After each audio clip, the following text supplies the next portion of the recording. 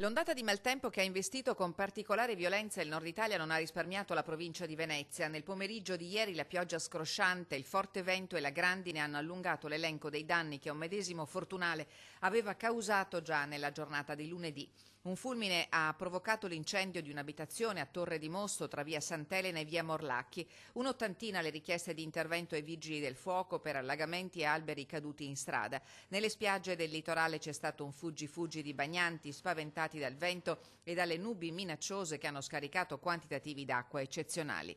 Danni anche alle colture tempestate dalla grandine. Nel giro di un'ora la colonnina di mercurio è scesa di oltre 10 gradi e in serata attorno alle 19 le temperature si sono aggirate attorno ai 18 gradi.